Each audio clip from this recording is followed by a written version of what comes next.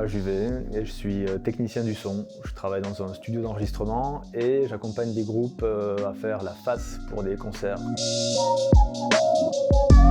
J'ai plusieurs casquettes. Le côté commun, c'est que je traite toujours de la musique et je leur apporte une compétence d'un côté technique quand c'est pour de la scène. Je fais leur son, donc j'essaie de comprendre ce qu'ils font comme musique et quel est leur besoin en termes de sonorisation et de confort pour s'écouter sur le plateau. Et au studio, là, ça va être un accompagnement à la fois technique parce que je leur permets de s'enregistrer et aussi je dois comprendre ce qu'ils font comme musique. Donc là, c'est un peu plus culturel et un peu plus social. On essaie de se comprendre et de faire fusionner nos esprits artistiques pour faire en sorte que leur enregistrement soit cool.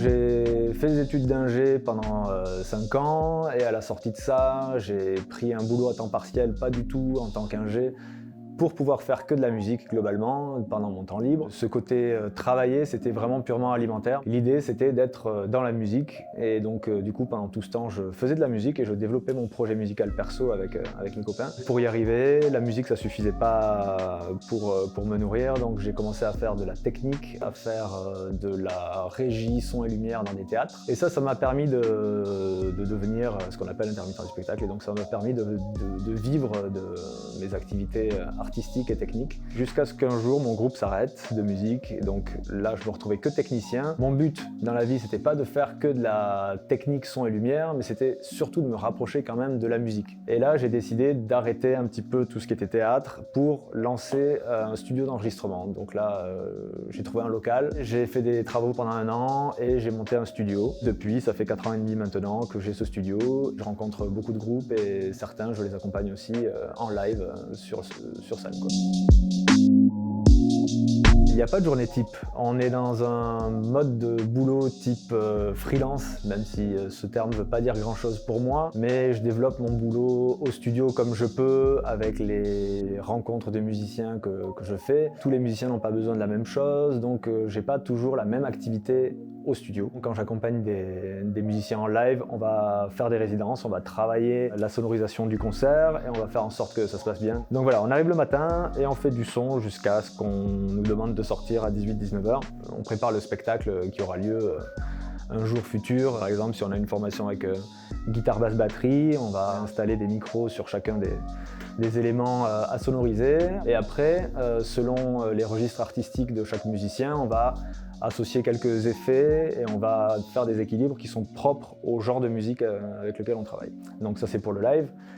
Et au studio, j'ai plusieurs cas de figure. Je peux recevoir un musicien qui a uniquement besoin d'enregistrer de la voix, qui a déjà son instrumental chez lui, ou alors je m'intègre clairement dans la production et auquel cas le musicien me fait part de sa maquette. On se met à ouvrir la fameuse porte de l'artistique et là ça peut être interminable.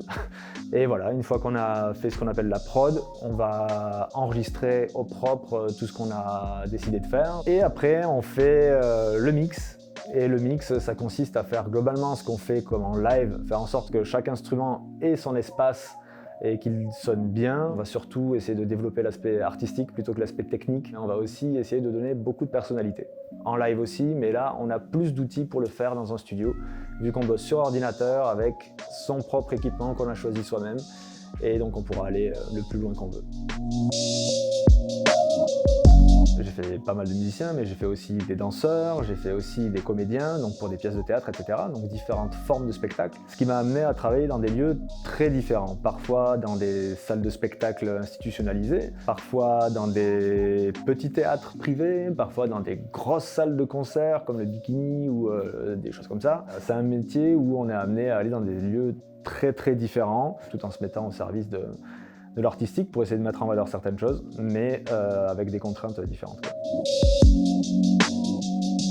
On choisit ce qu'on fait. On ne peut pas se reprocher d'avoir choisi de travailler là-dedans. Si on y est, c'est vraiment par volonté, par passion. Tous les jours, je fais un métier qui me plaît, parce que quelle que soit la personne avec laquelle je vais taffer, je vais bosser sur la journée, ça va être quelqu'un qui fait quelque chose que j'aime. Donc je ne vais pas au travail à reculons. J'ai pour habitude de travailler dans des salles comme au Métronome par exemple, où je connais une partie de l'équipe. C'est toujours un plaisir d'aller dans un lieu où on connaît l'équipe, On se sent un petit peu à la maison quand il y a un événement culturel, on a l'impression de s'identifier à un milieu qui nous plaît, quoi. Sur les aspects négatifs, c'est vraiment fatigant. On est son propre boss dans ce métier-là et c'est nous qui définissons le seuil de qualité et qui disons il ne faut pas être en dessous de ça, il faut être aussi bien que ça. Donc c'est beaucoup de remise en question, ça demande une certaine humilité, une adaptabilité. On peut aussi avoir des doutes pour des questions financières parce que malgré tout c'est un milieu où les musiciens n'ont pas forcément tous beaucoup d'argent et tu vas devoir gérer toute la partie administrative, tout ce qui est déclaration d'argent, tout ce qui est administratif, quoi. Et ça, c'est pas cool. Ça me fait drôle de penser que j'ai fait ma 4e sonorisation ou 5e sonorisation de ma vie dans une salle comme La Cigale à Paris, alors qu'il y avait un artiste connu après et connu aussi dans le public. Et lorsque je suis arrivé au Balance, il y a le régisseur de la tournée qui m'a dit qu'il avait eu des retours sur la tournée comme quoi ça se passait pas bien. Et j'étais comme ça, je connaissais pas la console, frousse, pas possible à l'idée de préparer ce concert et que ça allait être une date à enjeu, voilà, à La Cigale. Bref, mais ça s'est très bien passé.